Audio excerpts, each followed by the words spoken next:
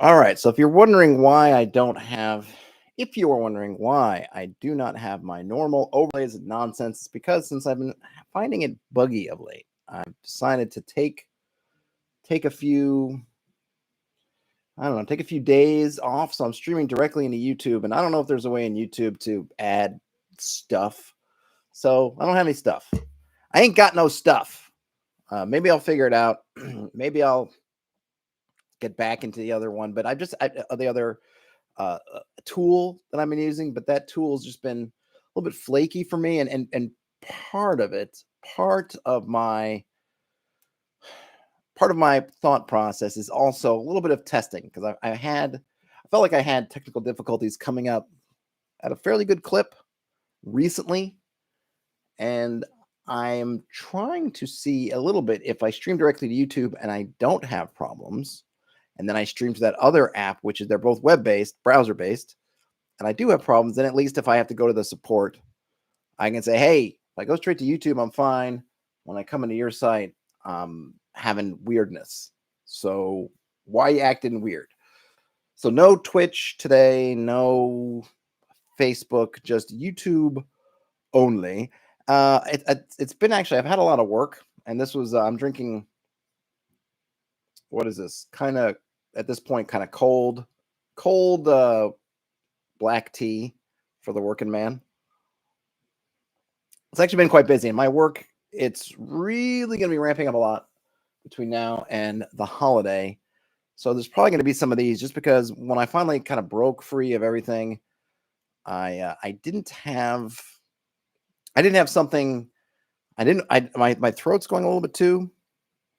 And I felt like, do I want to tackle mustard today? I don't know if I want to tackle mustard today. So kind of my backup thing is to be working on some of this stuff that I worked on this Saturday when I actually had free time. So I thought I would kind of keep noodling away on this, and if folks are here, I can chit chat about this or that or another thing. I think I'm going to make a new. Well, let me see. I'm going to make up a new. Do I need something new? Yeah, I do, but maybe I can put. I want to make a. Let's put a wrapper. I wish I could make a selection without having to make that first. Call it basics. I can take this wrapper, put it up here. And this is Ouija.io. It seems like every time I do these, someone's asking me what app I'm using. It's Ouija.io is the name of the app. I don't need to go anywhere else.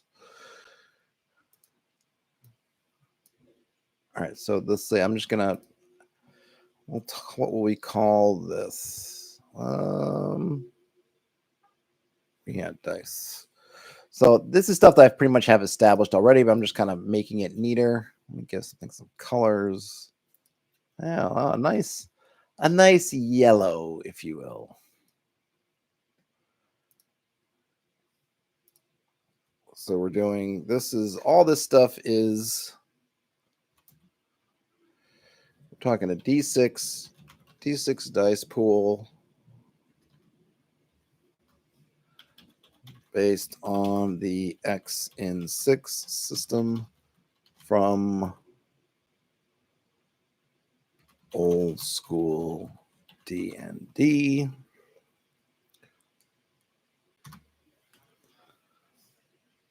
You get modifiers from skills, abilities, classes, +1 to +1. Let's see. I've kind of been going back and forth. +2 is having kind of +3. Difficulty adds, increases, number of, let's see, what do I want a number of? I don't know, matching dice results required.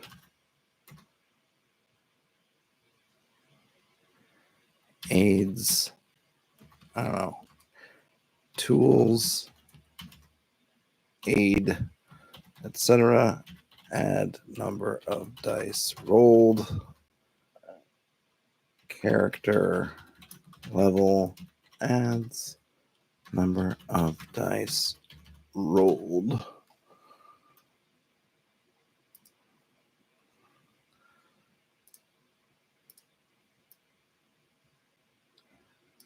Now we've got, let's throw this, I can put this here. What am I going to call this?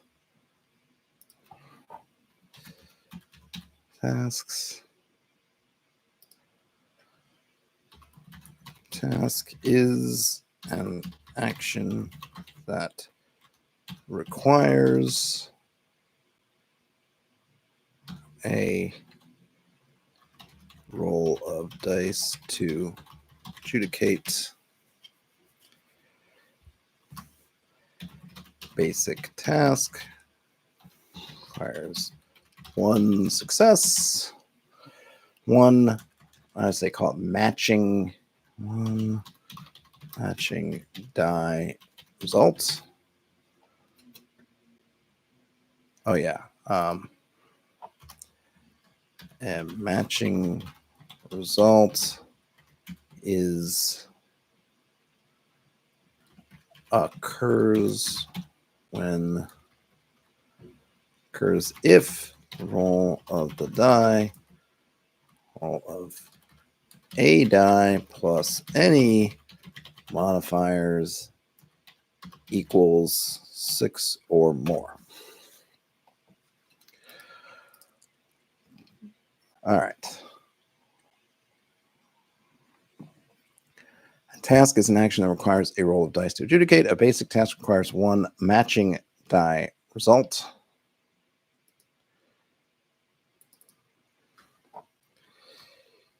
A complex or difficult task may require multiple matching die results. A task can either be all or nothing, resolved in one attempt, or I guess what we call it. What might we call it? Hey, Mikey. Yep, noodle. That's today. Mostly because I just ran out of time to get organized to do much else I didn't have like right in my back pocket, so to speak. Just the day one. I mean, it was a situation where I had a call that went, it was supposed to be a 45-minute call that went for almost, I was like 2.5 hours. And it just, it hit my, it just hit my energy level, it hit my voice. And then I had to talk to my cousin, and that took up another chunk of time. And before I knew it, it was like, I was coming up against it. And I didn't want to go another day without streaming because I didn't stream yesterday. So I was like, what can I pull up and work on that I kind of don't have to do a whole lot of setup, and that's maybe not going to be super taxing on the vocal cords like I feel like Mustard would be, more intense. So I said, oh, I'll do this. Hey, Sapphire Ridge. Well, welcome aboard. So this is this dice pool system that I've worked on. I'm calling it Target 6 right now. It's basically, and I kind of have it in my brain. I've written different versions of it. I'm just kind of writing it out here just so I can have it. We worked on, last time we kind of jumped over to the character generation part, but the bottom line is it's basically, it's kind of a combination of the troop combat from Chainmail and the X and 6 from your kind of normal task resolution.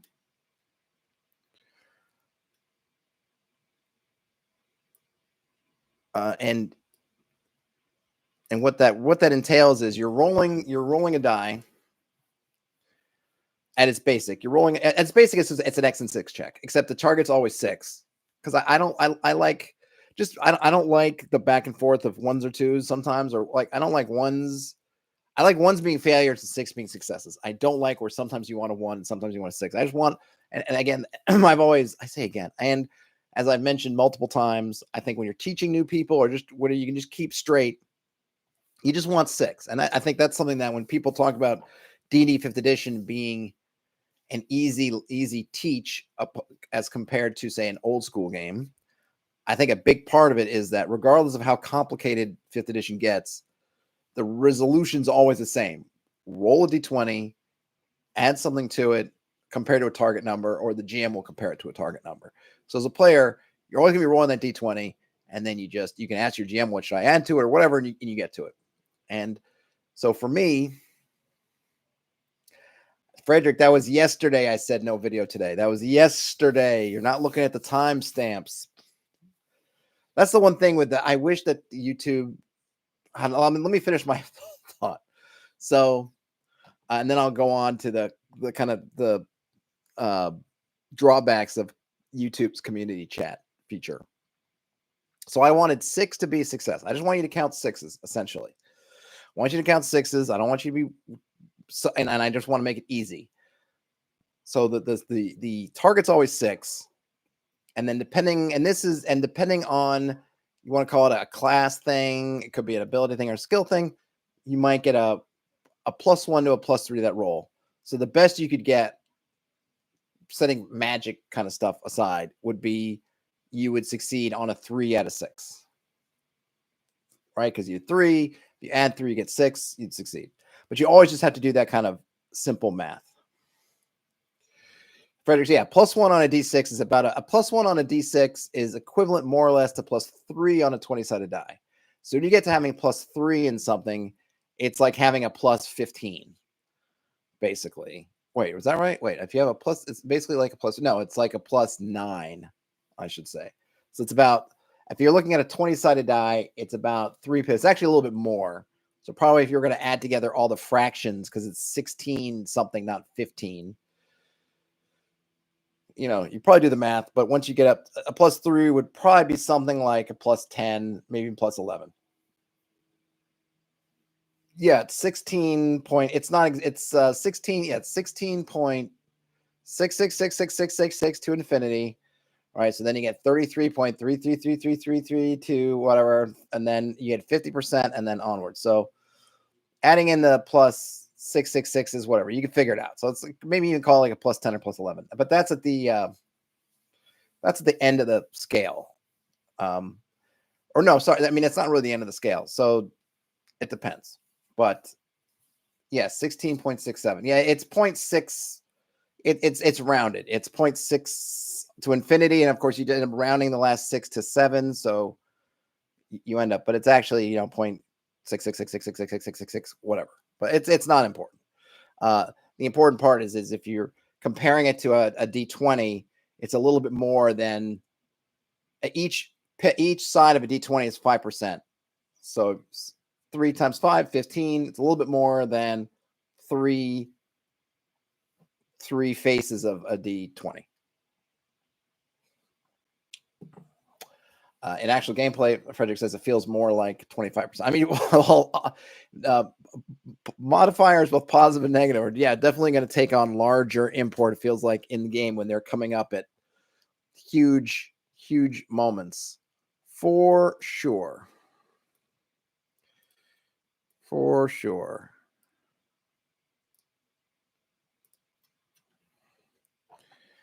Oh, let's see. I know when I went over this the first time, I couldn't come up with a good other name. I don't know. I'm just going to put ongoing, or I don't know. I don't really mean ongoing. Resolves in multiple attempts. Ongoing is not actually what I mean. What I mean is, I want to say progressive, but I don't want to use the word progressive. I know we'd come up with some other words, but I'm blanking out. Let's see. Frederick says in Black Sword Hack, we try to put all the bonus stuff to damage rather than rolls. I mean, as players, Frederick, you want to you try to maximize your damage rolls instead of hitting rolls, or is that something that Black Sword Hack as a system does? Either way, it's an intriguing idea. You want to hit more often, or do you want to hit harder, kind of thing?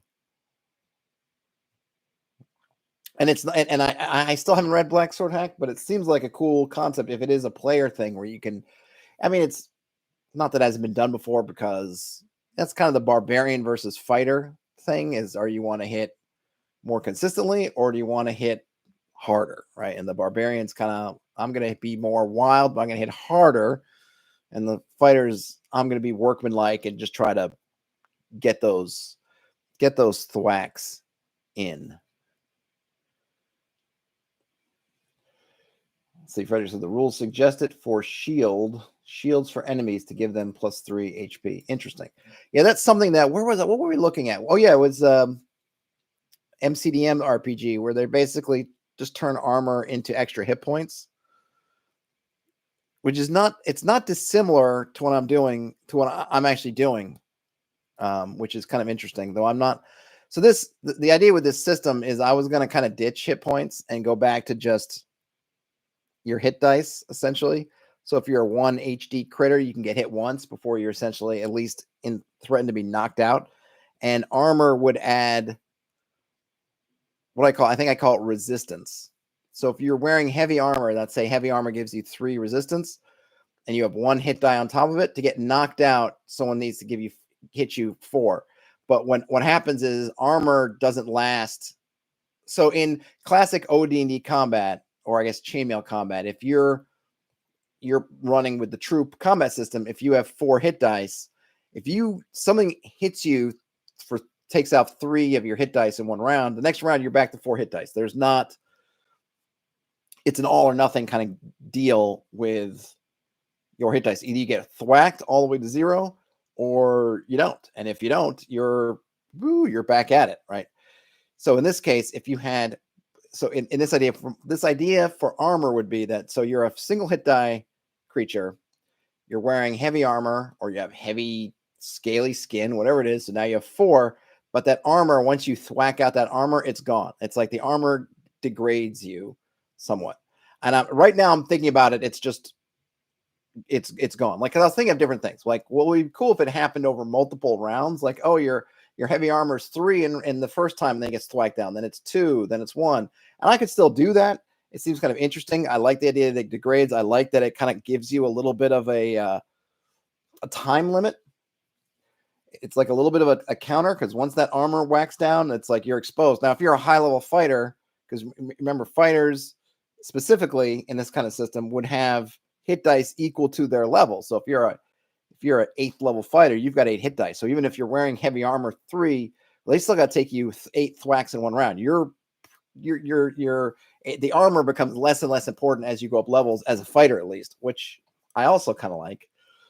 And those you got to take down at once. So if you're an 8 HD fighter, if you become almost immune to certain things, unless they really are, say, ganging up on you, or they also have multiple hit dice, because you're just going to be like, oh yeah, you 1 HD peasant, you better have 8 pals or 7 or 8 pals around with you, and you better all hit.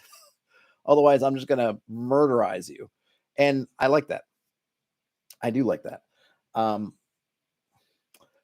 Yeah, Frederick says, give it a % chance to degrade. Yeah, I don't want it. The thing is, Frederick, I want to keep it kind of dead simple.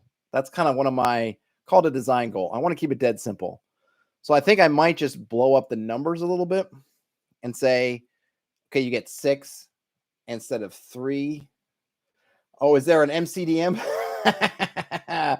I didn't even realize. That's how unaware of things I am, that I'm competing against an MCDM stream. Didn't even realize. Well, somebody let me know what they're saying. I'll have to go back, and I do like I haven't watched their streams. I do like their design videos. Just speaking about that for a minute, like, I appreciate the comments, people kind of chiming in. I think it's interesting when people take offense. I mean, look, it's not that I can't be salty or spicy. I guess sometimes I've got some salty and spicy takes. I was a Q&A. Okay. But people, like when the video where I was where I went through the stream, where I went through their the Kickstarter page for the RPG, like there was someone that's like, oh, like I'm what was the word that they used, or the phrase? It was like I was but it was like, I was doing deliberately. I was deliberately misunderstanding all their design goals, something like that. And for me, I'm kind of like, I'm not trying to deliberately do anything. I'm reading a Kickstarter page and I'm gleaning what I can from it. I kind of feel like there's this thing now, and it's a similar one, I think, with comic book movies. you know, where you this expectation that you can't you can't be critical of it, or you can't get the full picture unless you've read all the comics and those specialty graphic novels and you watch the cartoon and you've done all the stuff. So like the movie comes out and it's building on all these things and they don't explain everything and things seem to come out of left field, but it's not the movie's problem for not setting up correctly. It's your problem because you didn't read all that ephemeral material. And I felt like people were coming out of the woodwork, a few people, not that many, to be fair, basically suggesting like, well, you just don't understand. It's like, no, I don't, but it's not on the Kickstarter page. Or even someone who I appreciated said like, yeah, you are getting some stuff wrong, but it's because they're not explaining it on the Kickstarter page. Because I mean, yes, they only have so much room, but also yes, that they're just throwing out a little tidbit and letting it lay there, and they're not really explaining it the way that they ought to. Oh, I have not. You know what? I could probably do that. I will probably do that in a few minutes because somebody mentioned that to me. And I totally forgot about it until you brought it up. Well, I appreciate folks who'd rather watch me than MCDM. I wish there were more of you. Where are all your cousins and family members who can bolster the number, bolster the numbers? All right, let me finish. Okay, actually, I just want to really let me just bold that. I gotta go back and well, that's good because I will check it out because yeah, someone had mentioned it and I forgot. As is usual for me. We're going to see Hex Roll 2E. Is that thing? Hex Roll. All right. We're in. What do I have to do? Okay. Frederick says that they did an experiment. Instead of hit points, they had wounded and dead. Then there was a doom dice to deflect damage as well as armor. Leather, 1 hit. Chainmail's 2 hits. Plate, 3 hits and gone. I like that. Sapphire Ridge, so they really didn't like using first edition when they had it at the table. Fingers crossed for this one. Well, I've never used the first one that I can recall. I mean, I've never used it. I don't remember if I've looked at it. Oh, let's see. Hexroll Backpack is the offline viewer. I see. Okay, well, I'm not worried about the viewer right now. All right, this is in beta. So, yes, a couple people mentioned it. Was it Krister, friend of the channel, Krister, that threw this in my direction the other day that I can't remember? But let me just get the address for folks who are curious. This is at hexroll.app. Hexroll all together .app app. All right, let's roll ourselves a sandbox. Okay, so first we're getting this realm template. We've got kingdom.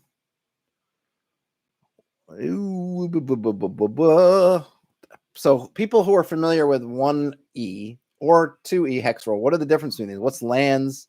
Is it a size? I imagine. Well, I don't know. Would I be correct in assuming that kingdom is the smallest unit, and then lands and duchy, then empire? And no, that doesn't make sense.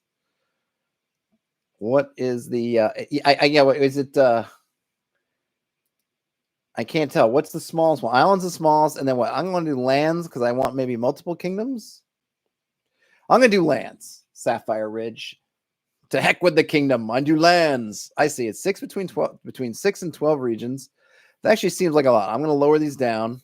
So I'm going to do this. Okay, so here's my let me start here before I kind of do this. Here's going to be my overriding assumption here is I want to start small. That's what I generally recommend to folks, including myself. Start small. I know it is super. I mean, the thing is, you can start huge if you can keep yourself from wandering around too much.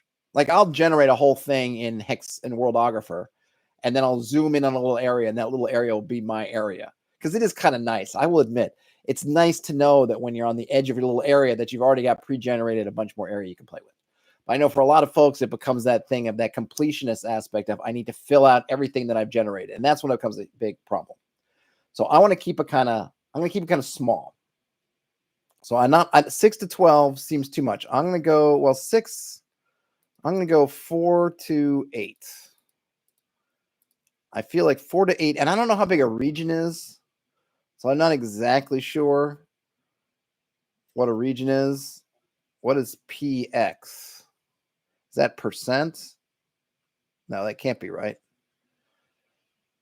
Okay, I don't know. I'm going to do 4 to 8 regions, and we'll see how that goes. I might need to come back and start over. Might need to fine tune our process. All right, I'm going to do. I don't want 6 to 9 dungeons. Way too many. Let's do 3 to.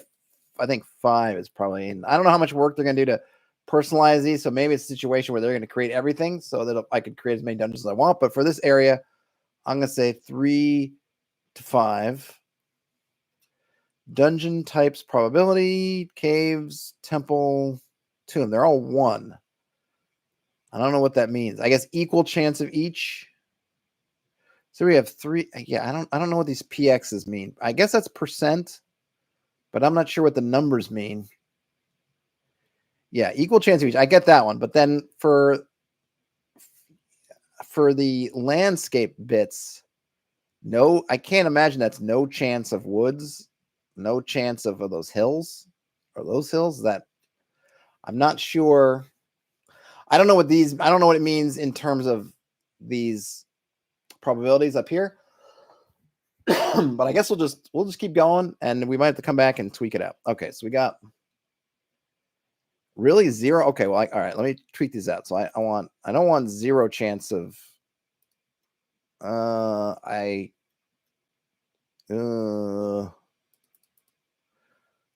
want more of these. Yeah, I don't want any glaciers.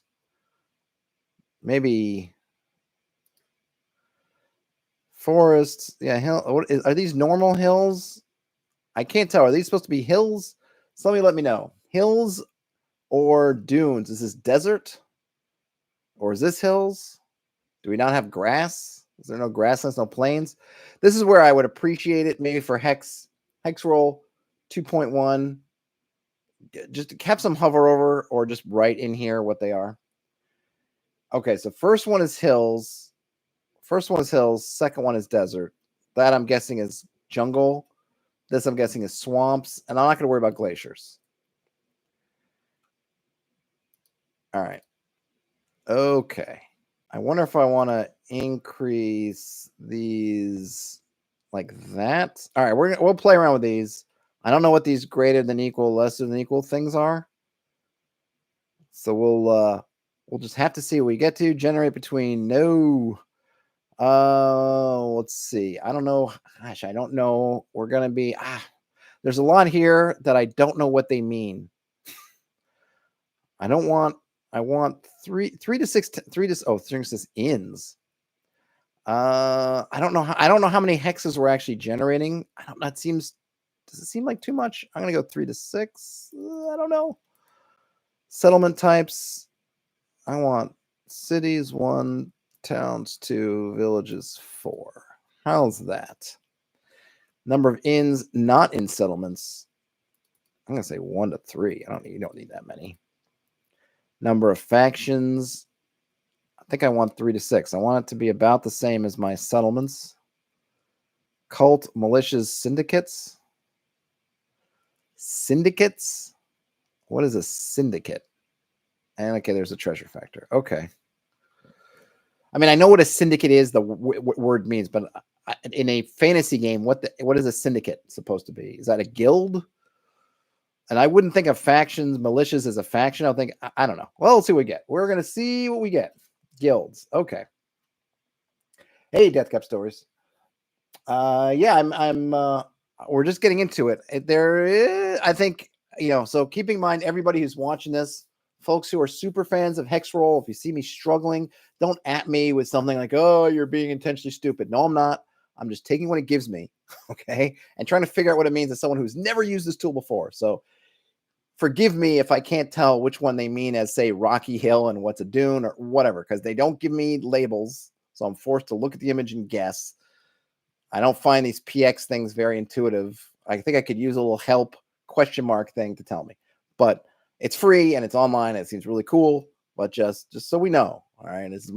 I'm giving this a first time as someone who's very familiar with doing hex maps and stuff, but not familiar with this tool.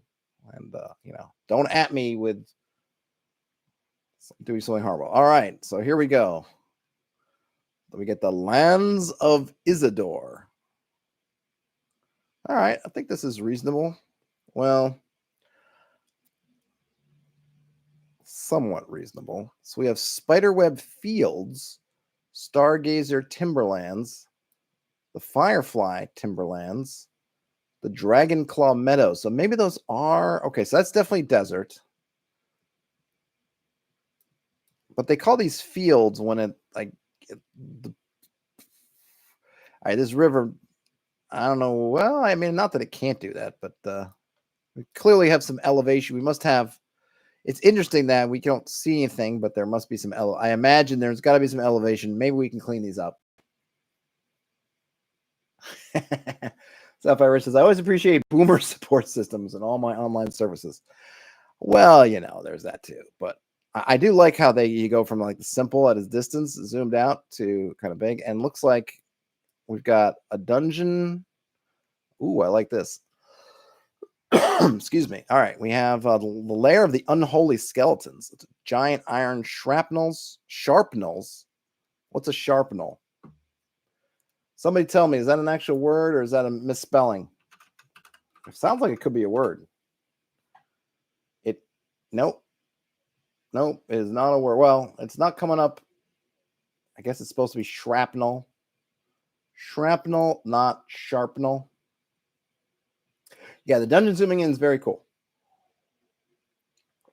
Mikey the Goat wants me to, or sorry, the Goat Cat wants me to zoom in on the city. I'll do it in a minute. Let me just see here. So we've got giant iron shrapnels as big as tree trunks. And I don't think you need to plural shrapnels. I think just giant. I think shrapnel itself is kind of plural. As big as tree trunks, erect from the ground every 100 feet or so, is as if they fell down from the sky. It could use. So here's. I don't know if this is, and again, I don't know the creator. Okay, so please save the nasty comments. I'm not sure if this is English as a second language or if they're putting together. Whoa, that's cool. Putting together words from random generators and or AI, but you know that can be cleaned up a little bit. But that's fine. We can do that. It is like a donjon. All right, so here we get a really interesting. Oh, that's cool too. They got a lot of nice. Oh, look at that! I can zoom in. Can I click on these rooms? Oh, very nice. So the UI stuff is very clever in that way. It's nice. So the thing is, I was going to say, is when you kind of zoom out a bit, it's pretty hard to see a lot of those numbers, but you can keep zooming in, and then, of course, you can click on them. And yeah, the little UI touches of the kind of zoom and slide, very nicely done. Foreshadowing. When listening from the outside, speaking goblins can be faintly heard from inside this area. Maybe, I don't know what speaking goblins is, but that's okay. I mean, I need goblin speaking, but it's another kind of strange way to phrase it. Description. There are stains of what seems to be blood on the ground, and there are a few claw marks on the stalactites. A violent shout in an unknown language is coming from inside. Inside of what?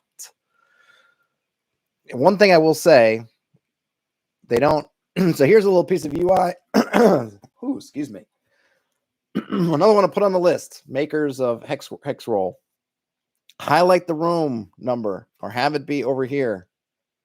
Because I can't. Is that the room? Okay, that is the room, but there's no way for me to know when you have so many rooms. I click in on 25. Like, okay, it's kind of centered, but just make that red. Hey, Brian Smith. Make that red. Do something to highlight it. Put it, you got plenty of room over here to put 20 or put it in here, something. So the description of this, which is this area here, is there are stains of what seems to be blood on the ground, and the canopy is covered with claw marks. There's a dead body here. What is the canopy? We're in a cave. I don't usually think of a cave having a canopy, but maybe the ceiling, the roof. Canopy might not be quite the right word, but like I said, I imagine that this is. I mean, this is the kind of tool what I think like an AI generator using AI generative tools could be helpful for. Maybe they are, but the problem is with that and other things. If you're just using kind of regular insert bits from rolling different tables and then putting them together in a kind of sentence thing, is you end up with weird stuff. Now, granted, of course, like I said, we can change this, but it doesn't look like I get to.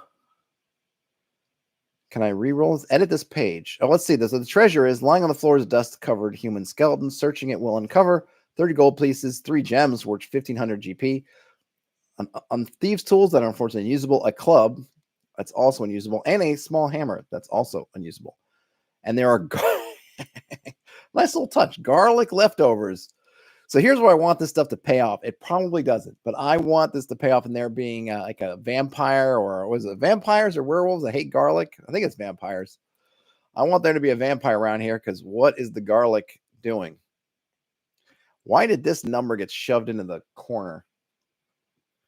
Ryan Smith says, so I've got an incomplete built world, random encounters / locations / NPCs, etc., but I've been trying to find a way to play solo with the content I have. Have I ever played my own content? Well, I think I'm going to be doing that really soon, Brian Smith. Probably it's going to be on my kind of after the new year to do. So the answer is not yet, but it's coming. It's catnip to be afraid of. All right, so this is 64, which is in this corner here. I don't know if that's just a spacing issue or why it's bumped up against the wall. And then also, I'm not sure with some of these, it seems a little bit random. So here you have room 52, which we are not in. We are in room 64. This little corner of room 52 gets its own page designation. This isthmus into the darkness over here off of room 35 does not get its own designation. That doesn't make sense to me.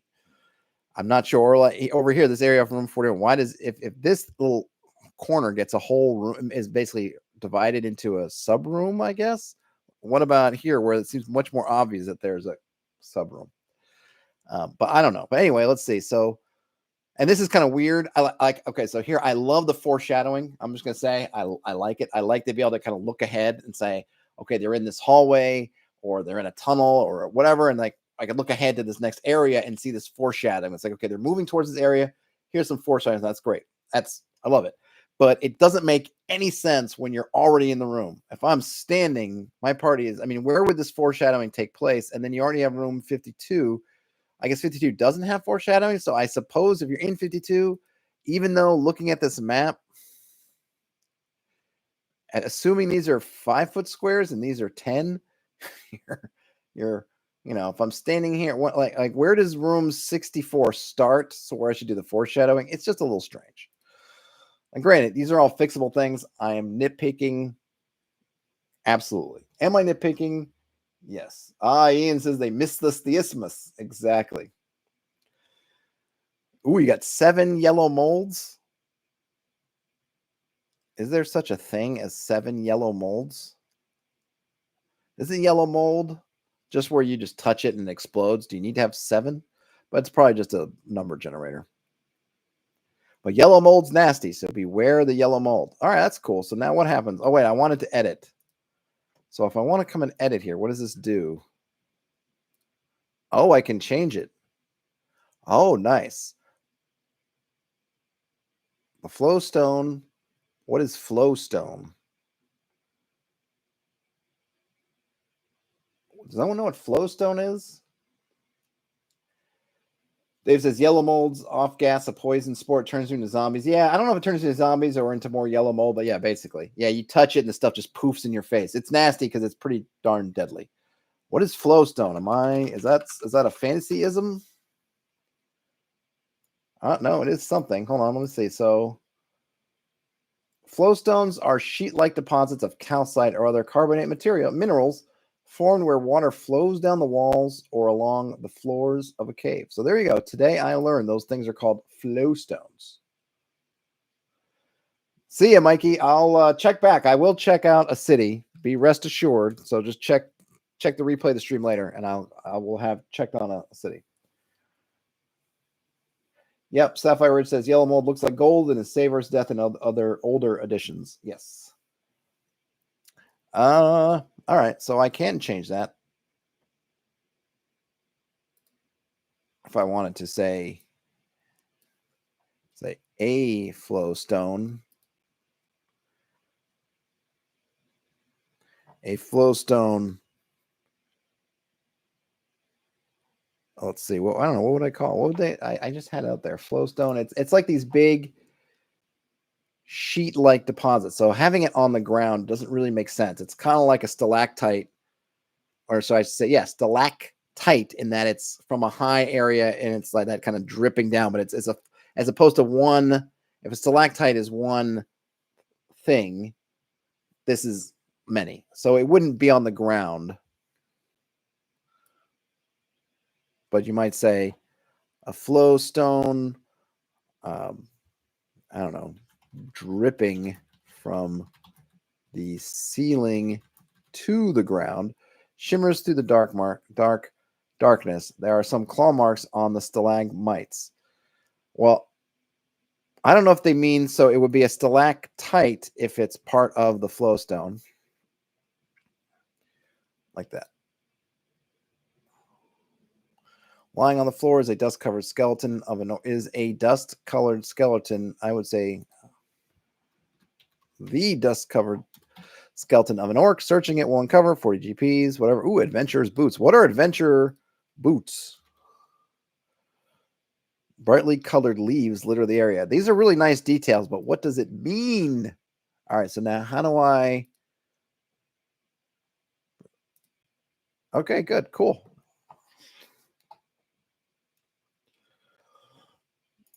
That's really nifty. A font of flowstone. Yep. A font, a wave, a crest, a drip. Totally. But I think it comes from the way they're putting these sentences together. This is something where if they could, and again, I don't know how they're doing this. I don't know what their team is like. If they have a team, if you have somebody who can kind of come in and how they are generating the content could tweak these, or if it's an AI thing and you're gonna have to kind of teach the AI over time.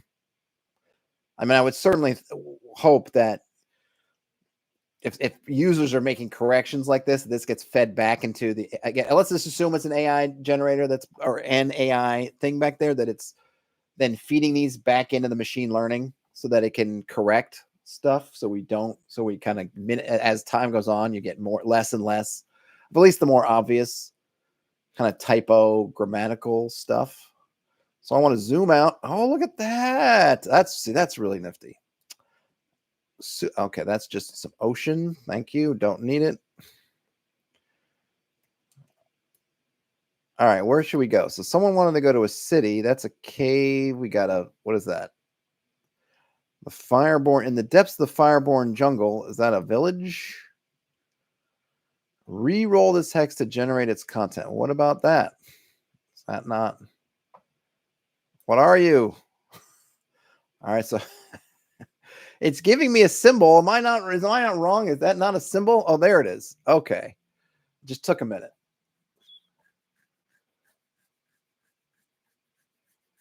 Oh, look at that. Dave working on the room description. It has a font of flowstone is looming overhead. The long tongue of shimmering rock is kissing the ground. I like it. Yeah, it might be a little too. You might get some people needing a smoke break after reading that, but that's good. So here we get Sigwin's hut, which is one of the, I guess, villages that it rolled up. So I like that a village could just be a single hut. That's a single kind of thing. We get the trees here are big and tall. Their tops are almost hidden by the dense mist. Their trunks are as wide as a hut. Some of them have planks of wood attached, forming a ladder. The aging hut of Sigwin of Nanu can be found deep in the jungle. Sigwin is living in solitude here. He has a heavy white beard, piercing blue eyes, and big round spectacles. There's depressed. In the pocket, a deck of cards and an empty vial. I'm not sure why that's in smaller font, but maybe because it's a secret. And he feels that someone or something is... Well, there's another typo. Luckring, I believe they mean lurking around the hut. All right, I'm going to try to fix this one again. It probably will get lost in the whatever, but let's fix it because we're here. Consider this my good deed for the day. I mean, and I say that hoping that it gets saved.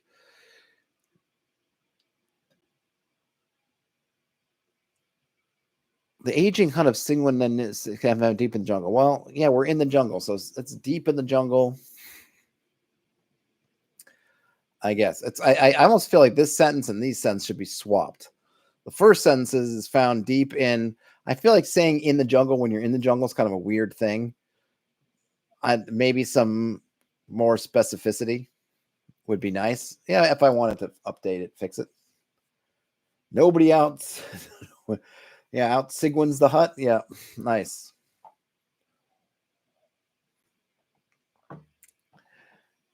Okay, so that's cool. And we get some regional weather, which is interesting. Is that the same for each of these? Because I don't think I need, I like the regional weather, but I don't know if I need one per hex inside here. Oh, look at that. Though we do get some random encounters in here. Is it the same? Thunderstorm, stormy. Probably 1 to 2 is thunderstorms, 3 to 4 is stormy, 5 to 9 is rainy. Oh, okay, those are probably that's cool. Yeah, it's probably in each kind of region, which is good. So here the random encounters are crabs, spiders, geckos, bandits, and wolves. I don't think that's how you spell wolves, unless it's 3 guys named Wolf. Wolf Blitzer. What was the author's name? Thomas Wolfe? I don't know. Wolves. Geckos. Oh, there's a dry and wet season. I didn't even read that. Oh, well, no, that's flood. Where does it say there's a dry and wet season? That is very cool, though. Oh, there it is. It's in the table. I see. Dry season, wet season. That's cool. Yeah, just I might. The only thing I might like to add to that, and again, this is just for completionist purposes, is which season's dry, which season's wet. Is it dry winter, wet summer, wet summer, dry winter? You know, whatever it is. Just, but yes, that is cool. What else we got here? All right, so that's interesting. And I like that when I zoom out with the mouse, it closes, it snaps shut, the thing that opened up. Let's find a town. There was stuff down here. I will say it does seem a little bit hard to see the town, the settlement icons on these things. It's actually easier to see them when you're out here. You get circles. I'm guessing circle is a town as opposed to a city, but these symbols not that easy to read. Let's see. This is the village of Arga. Waterfalls of lava flow from caves in a cliff, melting pieces of rock as they fall and form a river of inferno in the deep canyon. A river of inferno is an interesting way to put it. The flourishing village of Arga sits quietly on the edge of the cliffs at the end of a winding, steep trail. Man, that's an interesting spot to be. We don't have any volcanoes there, so I'm not sure. We're getting we're getting lava flows, but hey, we're in a fantasy world. And this is called Hex Roll. You can get there at hexroll.app.app, and it's totally free, and it's a web browser-based app. And I guess this 2.0 is fairly new. It is super slick. I think there's a lot of polishing that could be done with it, but it is very slick to operate. So that was a circle. We did a square was up here. We got a circle here. A triangle, I guess, is a lair or some kind of dungeon.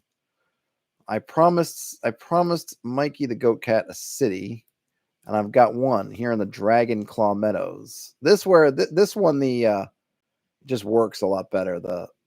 That kind of silhouette, because I guess that one's really nice. It just flows in there beautifully well. But the ones in the mountains, I think they need to work on that a bit. And even the one in the jungle one is okay, but this one's much better. All right, what do we got here? This is the city of Zariti. Carcasses of farm animals are scattered around, some in worse shape than others. Swarms of flies are hovering over them like dark veils in the wind. Wow, that's an image.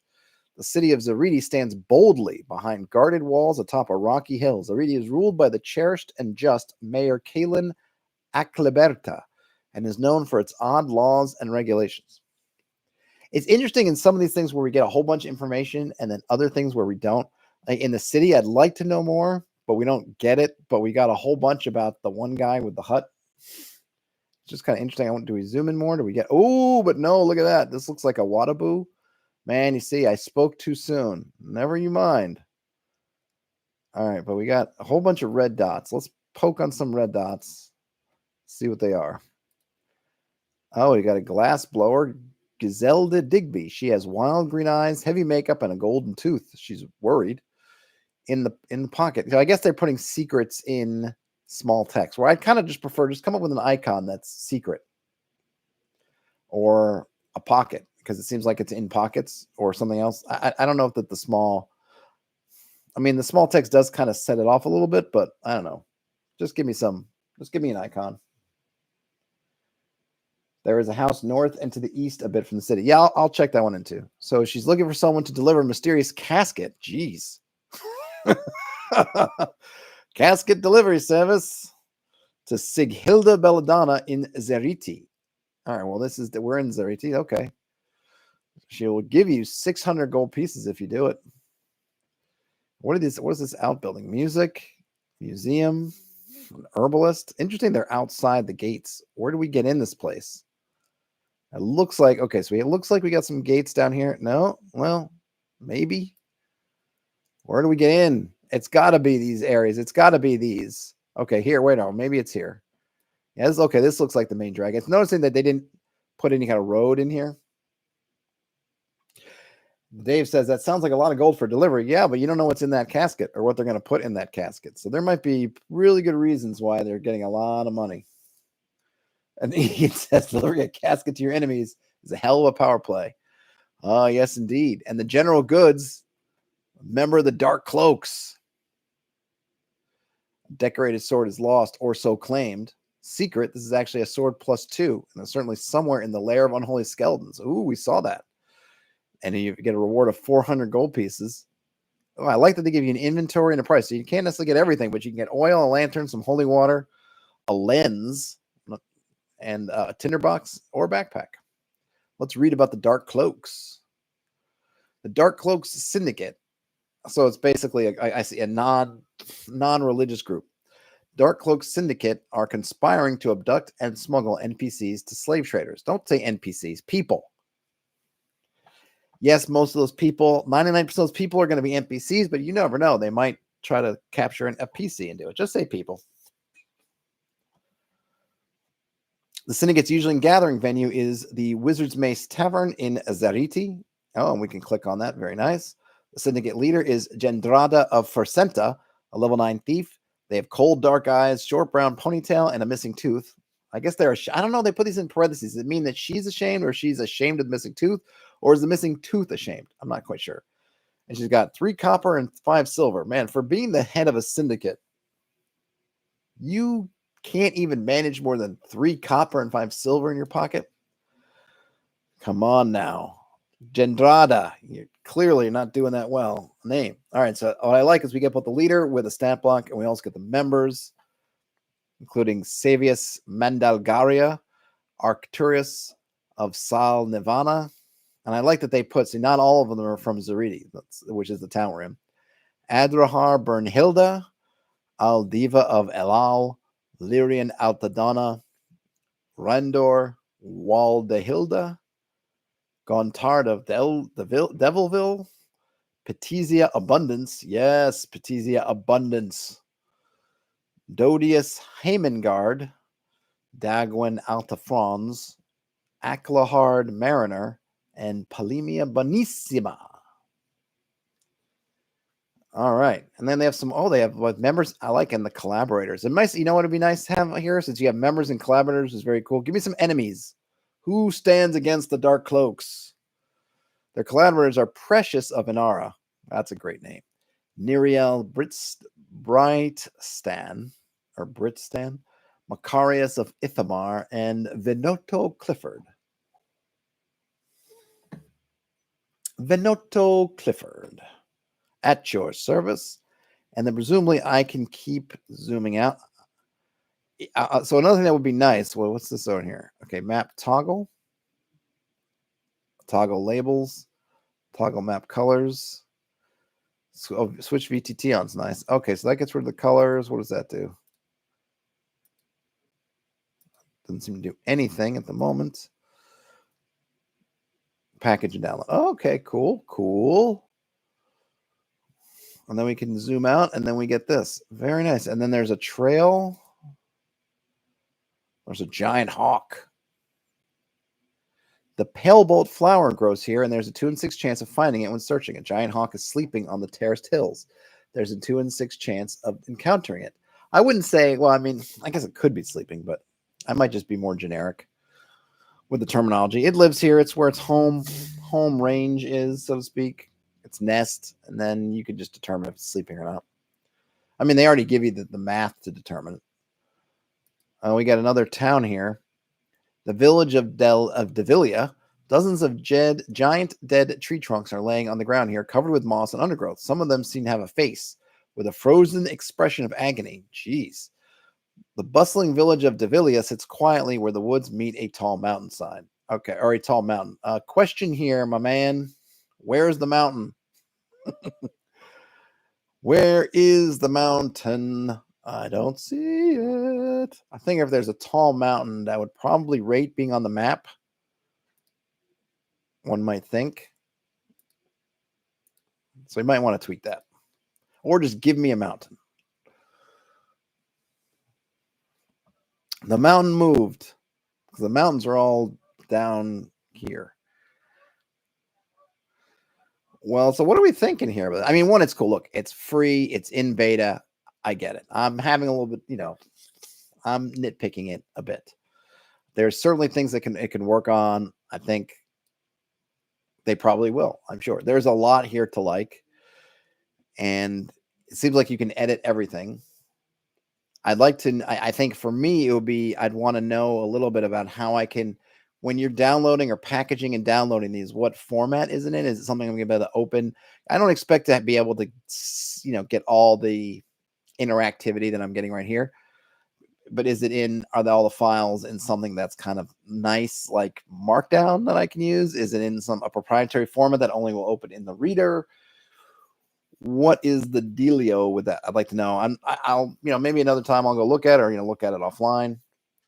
But that, other than that, I mean, one, I'll say this in the super positive is I haven't run across really any issues. It's often happens when you have an app that's trying to do a lot of fancy stuff, especially a browser-based app. It can often get caught up, like this thing's trying to close and this thing's trying to zoom in, and things can kind of get jittery and kind of wackadoo. Now I'm running it on a fairly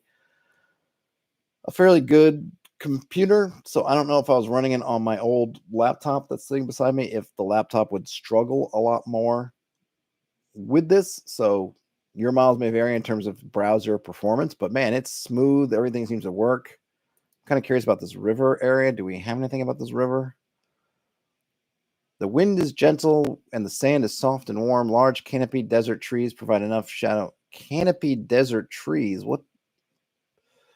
I guess you could have palms, but it's a weird enough shadow to rest or camp under. There's a sacrificial site with burnt and unrecognizable remains near an oasis. Okay, well, we have a water running through here, so I can see why there'd be an oasis.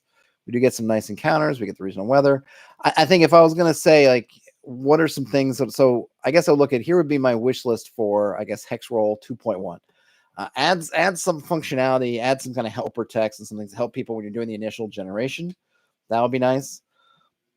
Let me try to see if I can edit one of these hexes. Will allow me to. How much can I edit this? So I can edit all this stuff, but it doesn't look like I can edit the hex.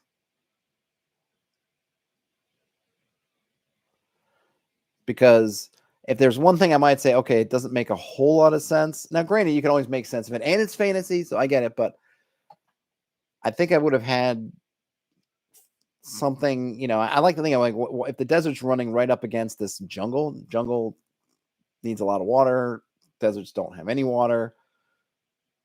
Like, how does that work? I mean, I'm sure there are reasons, there are multiple reasons, but again, I think of the deserts. I lived in Morocco for a fair amount of time growing up, and between the deserty area and the kind of lush area, there's basically the Atlas Mountains. You go to one side of the Atlas Mountains and it's all kind of verdant green, and the other side of the mountains is you're getting into kind of rocky desert, and a desert with sort of valleys that will have more stuff. So when I look at this, I'm like, if it was Morocco, you would have, if it was following kind of Morocco geography, you would have kind of the mountains along this line, and that would separate these two things. Now, I'm not saying that's the only way you can have it. You could probably do it a number of different ways. I don't know. I'm not a geography person. I just think of, like, what's sensible to me. It's really more like when my party's on the ground and they're in deep jungle, and I am, I'm going to be playing up the humidity and all the stuff, and you're going to kind of step out, and it's even kind of relatively speaking, like it seems like a weird, like, because when, at least with the Sahara kind of desert, not that it's the only kind of desert in the world, but they tend to kind of grow. They tend to, if there's nothing here stopping the desert, that it's going to kind of sweep over there, but maybe there are reasons not to. Again, I'm not a geography person. I just want things to be kind of, when I'm trying to put this together in a game, is it sensible? And that one runs a little weird to me. I think would have made a lot more sense if these mountains extended to the sea, and then you filled this in with the kind of jungle, and then you had this area separated, or you could put these lines of mountains anywhere. Would have made more sense to me. And so I'd like to be able to repaint it to match the expectation I have. I know things like Worldographer, even though you can get goofy stuff, I think they do try to do some kind of using Earth kind of guides to kind of map things together. And this one seems maybe a little bit off in that way, but I'm not sure. And then also these things, they say hills, but here they come fields, and here they call them meadows, which don't read like fields, which makes me wonder if these fields at all are just grasslands, which is fine. But that's, again, what I'd like to know, because my eye visually looks at it as I want to see that as grass, or I want to see that as hills, but it seems like maybe it's grass, but they kind of call it like it's hills. But maybe if I had a bigger region or a bigger map, we would get other words. Can I rename these? It doesn't look like it. And the other thing is, okay, so it doesn't look like I can rename. So yeah, I think so part of my wish list, let me repaint hexes if I'd like to. And if that means I have to regenerate content or do something, that's fine. Maybe if I'm going to be able to regenerate content, make sure I can if I would say I'd prefer not to have to do an all or nothing regenerate, but that I could just regenerate bits so that I could keep, if there's a really great description, I love the place, I love the thing, but I just need to regenerate the background around it, I'd like to be able to do that. Rename these regions in case they're not working for me. That would also be kind of nice. Sapphire Ridge says select X hexes, regenerate. Yeah, it'd be nice to have some kind of selection tool, maybe to go in here. And then I know they need to probably have some care with the regeneration bit, but so maybe give some options for like a total regeneration, just wipe it and reroll, or reroll. And it'd be nice to maybe do it from here. If, like Sapphire Ridge pointed out, we want to do multiple hexes, but then if we wanted to do one hex, maybe able to go strategically into this one hex and re-roll it. I didn't see, it said somewhere you could re-roll a hex, but I didn't actually see one somewhere. Oh, there's a caravan here. Nice. If I wanted to re-roll it, what would I do? Is there something down here? If I go here, toggle hit points. What was that? Discard. Maybe if I discard, that would do it. Is there something? Let me find one that I don't like. Or it's just this plain. Cave bear, goblins. That's all right. Bridge. Bridge to what? There's a half-broken bridge near the base of the tallest mountain. Unlock it at the top. Oh, okay. Well, this is where having some help would be nice. Unlock the top. I got you. Now re-roll this page. All right, let's. Oh, and you can re-roll. Oh, okay, nice. So maybe. Okay, wait a minute. Let's relock this. So if I zoom out. Oh, I don't have a lock here.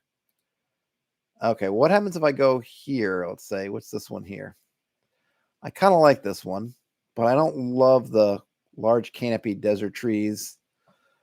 And yeah, we'll re-roll this one, but I don't think I can re-roll I can re-roll the weather, I can re-roll the random encounter, I can re-roll this, but I can't re-roll that, and I can't re-roll the hex. So that's cool. Thanks for pointing out, Dave. Well, yeah, so really cool. I'll need to do a follow-up. I'll need to do some following up with this. Need to figure out. But it's super interesting. I think the big things for me. So if you're looking for, well, I guess ultimately, if you're looking for a tool to generate a size hex, I think we can see here what regions are supposed to be. A region pretty big. Of course, you can size your hexes. You can do whatever. Pretty darn big. I think that I wonder if let's see, where was a town? I was curious about a village. Here was a village, right? Was this a village? Yeah. So if we drill in here, do we get the same Wadabu kind of map? We do. Oh, see, here we could see. Oh, that's nice. Now we can see it's by the shore. See that? Why does the city not get lines, but there's a bank? Very cool. I don't know about having a bank in a village. Can I re-roll the bank? Nope. Okay. Yeah, there's definitely limits on what you can re-roll, and it'd be nice if those lifted, hopefully over time. I really like the zooming in and seeing where it is, because that makes sense. The village is on the shores of the map. I think there's not that much connectivity between things. That might be my fault for plugging in not a lot of towns and villages. I should probably have put in more, but they're not really clustered around in a way that we do have kind of. It looks like they've built a road, but the road runs through the river. Probably don't mean that. This would be a nice area to have that bridge. Oh, I like that there's a little current showing so you can see where it's going. Coming from the mountains. That's a really nice little touch. So I think one, how can we export it so that if you're running in a game, it seems like they have a VTT mode. So maybe the idea is you just play inside of here and you don't export it and you just run it, which could totally work. All right, let me see. One last thing, because I do have to run in a minute, but I had a request. So Dave says, can I go back into the bank? All right, where was the bank? Bank. Click on the randomizer at the top next to the lock. Oh, okay. All right. So so hitting that randomizer does the whole deal. Okay. Merchants. Well, there you go. So there you go. That solved that. General goods. Fortune teller. Cool. Let's lock that in. All right, that's cool. So you can re-roll the type. Nice. Like to be able to change the names. Like to be able to repaint the hexes. I'd like to see it kind of find stuff. This is where it gets harder. They talked about a bridge at the base of the mountains, but there's really nothing there that would explain what it's bridging or why you'd have a bridge there, though maybe you could come up with it. But here's a natural place for having this water flow in this road, and there's a bridge, but you get this kind of weird thing where the road, though granted, it's just an approximation, so I would presume the road is not in the middle of the river, but it's going next to the river, but at some point it has to cross the river, and there's the perfect spot. Let's just see if is there a bridge here. Recently abandoned village near the water stream, but no bridge. What about here? 2 burnt out villages. What about there? Bugbears deep in the jungle. So I think it'd be nice to be able to go in, or maybe to add features, I guess. So if it's not, I guess I could do that in the editor and say there's a bridge here. So I could do that myself. But this is really fabulous. I mean, I'm picking a lot of nits, but it's really well put together. Next time, maybe we'll, if I can get back into this, we'll check out VTT mode and do that. And I think, yeah, if you're looking for, you want something for a solo hex crawly kind of thing, or if you need just something to give you kind of a leg up, and it's free, unlike some of the other tools. As much as I like Worldographer, it's not free. This is free. It seems to have done something where it's using either Wadabu's tools directly, maybe through an API or whatever, or it's got some similar tool, but it's got all that kind of stuff, which is really cool. And then again, you can edit everything, so you can make everything make sense to you. The only issue maybe with the editing stuff is that if you're solo playing and stuff kind of doesn't quite make sense, you either have to just make it, obviously you could just make it make sense in the moment, or you have to do a little work. I mean, if you're doing it for a game that you're GMing, this would just be a shortcut. I would still recommend, as it stands now with this tool, I would recommend before you just dump your party and just start playing, wherever you're going to put them, do a little work on tightening things up and putting everything you need to. It doesn't look like now, other than re-rolling stuff, that I can put if I decide I want another hut over here, I don't think I can move it. What does it say here? I can see this one. I can either randomize everything, but I can't randomize anything in there. So there's definitely limits to what you can change. So you want to probably, have care. Oh, Ian says that why did we publish the source? Hexroll is probably just running it locally to generate cities, especially since it looks like it's running an older version. Aha, okay, well, that makes sense. Cool. Well, thanks for the idea. So this was good because it gave me a little bit more to noodle about than my own noodling. This is really fun, and like kudos. Like I said, I'm being kind of nitpicky, and I'm sure someone will get at me for being nitpicky. Oh, but it's a beta. It's got a lot of stuff that's actualized or realized already, and it's got a lot of potential. Also, be nice if I could maybe pick some icons if I wanted a simplified set. But that is awesome. So thanks for reminding me, whoever it was that reminded me. Hopefully tomorrow I'll be back to more of a normal schedule, what passes for normal in these parts. And wait, what is it in the bottom corner? Oh, unlock. Oh, Dave, look at that. Rearrange realm hex map. I can paint, remove, rebuild features. What does that do? What is that? Remove river. I didn't rebuild trails. Reroll an empty hex. Removes everything inside. Well, let's reroll an empty hex.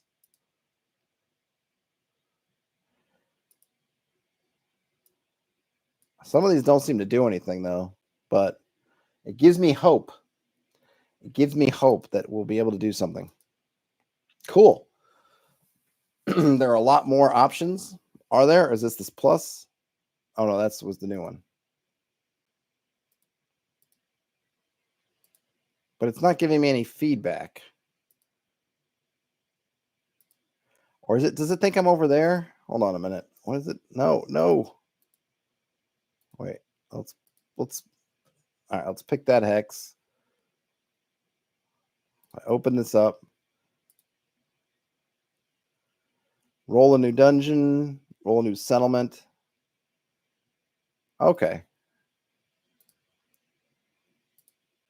What is that? All right, I guess we got to fool around. Oh, there's a lot more stuff going on than I first expected, but they got to help me out though. Some of that stuff is a little bit.